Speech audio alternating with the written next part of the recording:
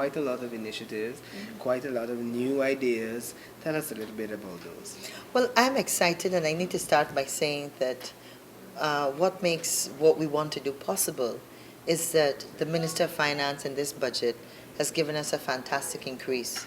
So as you would have heard, we've actually had a 25% increase in the tourism budget. And that's mainly the monies that go to GTA. And so this time we've got a figure of $150 million to work with. And that is really, really the first time that we've ever had such a large increase. And I want people to understand that this is only from now until the end of the year. So why is this important? It's important because for a very long time, although we've had the private sector and the government working hand in hand to develop our tourism industry, the challenge we've had, and research shows this, is that we haven't been able to market Guyana internationally.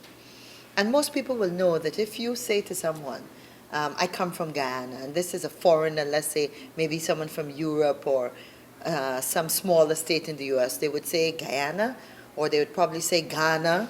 And if they have any, exactly. So one of the things is that to get more people to come and to enjoy our tourism product, we have to market better. And when we say market, we mean that right now, we get a large percentage of our visitors that are the Guyanese diaspora, excuse me, which is a fantastic thing because we know we have Guyanese and second generation Guyanese that want to come home and enjoy our product. So that's a special market we want to look after. But we want to be able to bring people that come to Guyana as tourists. As you would know, ecotourism is one of the fastest growing sectors in the tourism industry. And therefore we feel that with our wonderful waterfalls, our magnificent rivers, our birds, our interior savanna, our rainforest, we think we're aptly poised to have more and more people come. And so we want to attract people from European destinations. We want to attract more people from within the Caribbean. And of course, as I said, the diaspora. So that means that one of the things we need to do is to be able to go out and sell Guyana. And we do that really by going to trade fairs. There's one actually that's going on right now as we speak. It's a bird and trade fair in Rutland in England, in the UK. And although I couldn't make it because of the budget, we have a team of people that are there.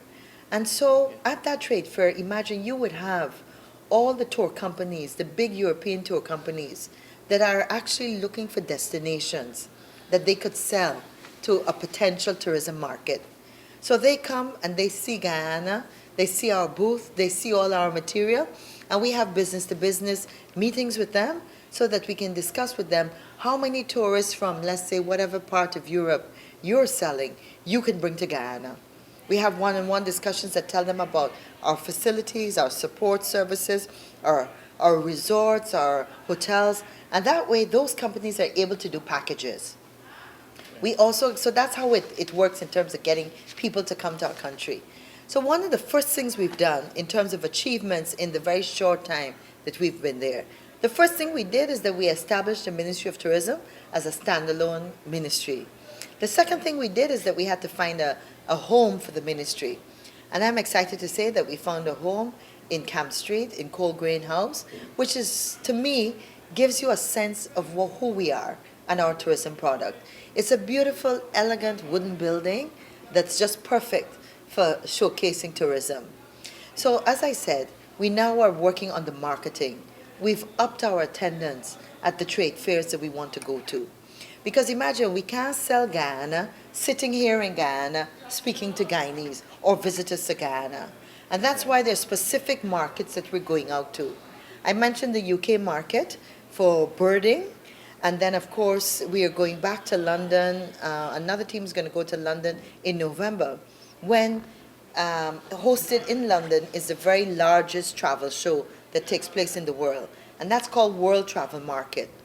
And there, the current show is specifically birding, but this show has people, tour companies that are interested in adventure travel, ecotourism, birding, a wide avenue of the different niche markets that form the tourism product.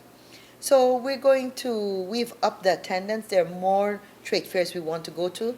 There's one coming up soon in Latin America that we want to go to, and there's also one that's going to be down in Brazil, because those are new markets.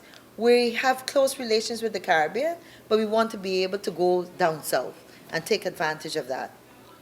What about developing our home in terms of promoting, for example, Rupinuni Expo, these kind of tourism activities here? What are some of the plans of your ministry in terms of maybe enhancing these activities, expanding them? Sure. There are quite a few activities that take place. You mentioned Rupununi Expo. In about 3 weeks' time, we're going to actually have the Rupununi Music Festival for the second time.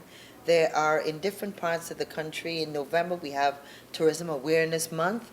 There's the Rockstone Fish Festival. There are expos in Berbice. There are all kinds of. Bartica just had their regatta. Jam Zone just finished part of the Summer Jam festivities. So there are loads of different events that take place that we are continuing to support. But one of the things that we want to look at is I recognize that our tourism product, the way it's priced at the moment, really does not allow a lot of Guyanese to go and enjoy the product to the level we want them to enjoy it. Price is an issue. And so one of the things we're going to be doing, I'm going to be doing in the next month or so, is really reaching out to the private sector to get a sense of how we can reduce the price so that more Guyanese can enjoy a holiday in Guyana. As you would know, many Guyanese will tell you that the airfare to Kaieteur Falls, for example, is what they would pay to go to Trinidad. In fact, that's no longer true, because I went to Trinidad to do a presentation to a group of yachting enthusiasts from the Europe that were down in Trinidad, and they're going to be coming to Guyana for a rally. And I mean, the airfare to Trinidad alone is about $340, I think. So it is cheaper to go to Kaieteur. But I recognize that everybody that has been to Kaieteur says it's absolutely wonderful. But we recognize that with the costs and the taxes they pay on aviation fuel, it is beyond the reach of a lot of Guyanese. And so one of the things we got to look at is bringing the cost down a bit. Now, one of the local air companies have said to me, if you expand the length of the runway at Kaieteur, for example, then they would be able to take planes that hold larger amounts of people, and therefore it can become a little more affordable. The price could come down. So those are the kinds of things that we have to discuss with the private sector, and those are the avenues that we need to move in. We've got comments that the tax on aviation fuel is quite high. So again, I'm going to be doing an analysis to see exactly what the private sector is paying for that, and to what extent can we lobby the Minister of Finance to reduce that and maybe ensure that some of those reductions are passed on to the consumer. That's interesting, because quite a lot of us here and Guyanese would tell you that they have never seen Kaieteur, born Yes. and bred here for Yeah. years, Yeah. and that sort of thing. So that's a very good initiative, Minister. Let us talk a little bit about encouraging ecotourism and focusing on our hinterland communities. Sure. For example, I was at Maruka the other day, and that was one of the ideas Mm-hmm. put forward by the GTA director, that we have to develop this community. It has the potential, like so many others. What are your plans? Well, you know, just about 2 weeks ago, I met with a really exciting group of stakeholders from Region 8. And I'm using Region 8 as an example. In all of our regions, we know that there's tourism product, meaning there's a wonderful waterfalls. There may be Amerindian rock paintings. There may be a great opportunity for fishing. It could be Iraquama, and a great opportunity for birding, resorts. So one of the things we want to do is that in each of our regions, we want to do an inventory of what the tourism potential is in that area. And so about 2 weeks ago, as I mentioned, we started with Region 8. And so we had the regional reps from Region 8.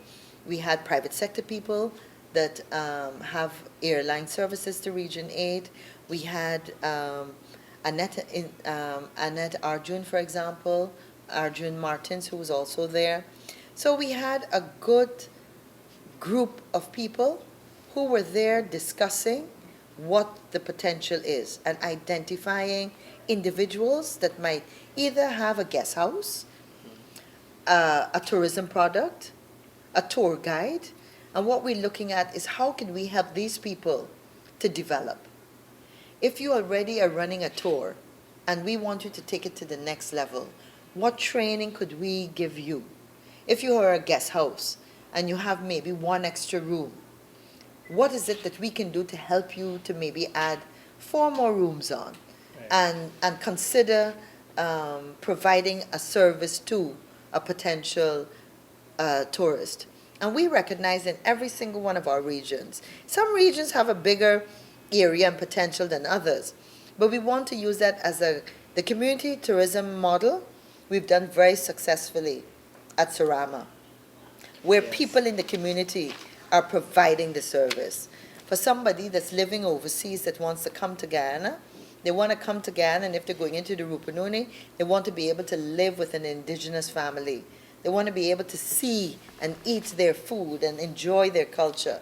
And so, just based on that demand, it's a fantastic opportunity for people in the hinterland to develop tourism and to make a comfortable living from tourism. So that's one of the main areas of focus we're looking at. And it also allows them to show their culture, their hospitality. Absolutely, virtually. absolutely. Yes. Minister, I know you have inherited a ministry with or without rather of a national tourism policy to guide. What are your efforts in terms of putting in this piece of document Yeah. to guide you in terms of accomplishing all your initiatives and activities, making Guyana that must-see tourist destination? I am excited at the potential. You know, when you have people like CNN listing Guyana as one of 101 places that you must see in your lifetime, that's just testimony. And National Geographic also had some great things to say about Destination Guyana. So we've actually branded ourselves as Guyana, South America Undiscovered. And that's really putting forward the fact that we're a new destination. So for the traveler that's been done enough for the blue water, white sand, don't need to do that too often, wants something different and exciting, that is Guyana. Now, we've done a series of reports, consultancies on Guyana and our potential and our product. And what we need to do now is to embody it in a tourism policy. A tourism policy, for example, and we know the elements of it, but we haven't actually written the policy up. And as I said, I was surprised that the ministry has been around for a while and we haven't actually fine-tuned that policy.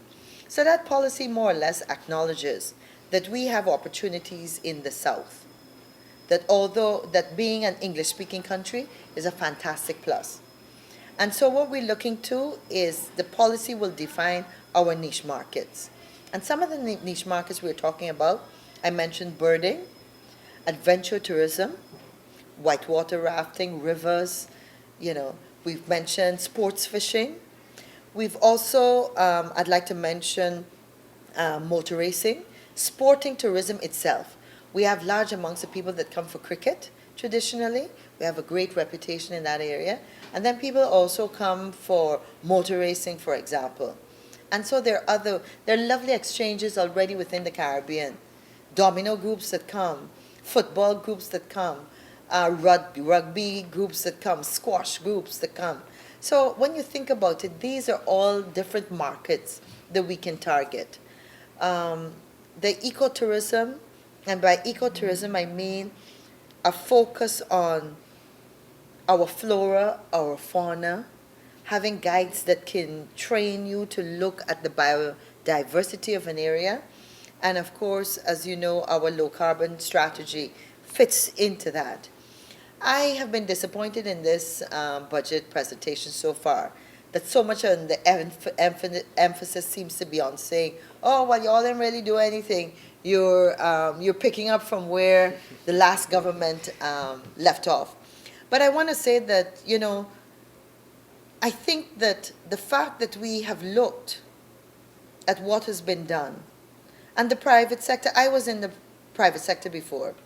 I ran a small hotel and a jazz club, and we've worked hard in the last 20 years. The private sector of Guyana has worked hard and contributed to develop our tourism product. And I have to be mature enough to recognize that they have worked hard, and what we want to do is move forward. So there's no way that I'm going to come with an immature attitude that says because somebody else did it, we have to drop it and we have to start doing something else. That's totally unproductive. So you won't see that coming from me. So what we want to do is that we have some great initiatives, which I've mentioned to you, and we want to build on what we've done so far. It takes a long time, but we've had a good groundwork, and so we're moving ahead to promote that. Some of the challenges, of course, are airlift. We still do not have enough airlines coming into Guyana. Our price needs to come down, because imagine we competing with destinations that it will cost a lot less to get to those countries. So if you're in North America, you could get to Jamaica, which is now pushing not only blue water and white sand, but they're also pushing their ecotourism and their rainforest. Now, if you can jump on a plane in any of the North American hubs and get to Jamaica for $300 or $400, and they're nice packages, you could spend $700 and you get a whole weekend at a resort. Well, think of the disadvantage we have when just to get from that same North American location all the way to Guyana, it's going to cost you at least $700 or $800. So price is always a factor that we're looking at. Minister, I'm sitting here and I'm listening to you, and you are selling this thing so beautifully. Oh, I want to go to this place. Good, wonderful, but that's a start. I know you have to get back to the chambers. Yes. Is there anything in particular maybe that we missed with regarding tourism development that you want to talk about before we go? I would like to just mention that training is an important part. And so you will know that we are looking at the construct of a hospitality training school. Last year in my budget, I mentioned and asked that this was something that we needed to do. We spoke with CDB, who are willing to fund it. And so one of the things we're going to be doing is be looking at the model. There's a Palm Marine school in Barbados. It's a hotel training school. And then there's also a school in Antigua. And I will be doing a trip for Labor Day to promote Guyana. And at the same time, I want to go and visit one of the culinary schools in North America also to get an idea of what it is that we need to do. So I'm excited that in a short space of time, especially for young people that want to get into the tourism industry, we're going to be able to put them through training modules.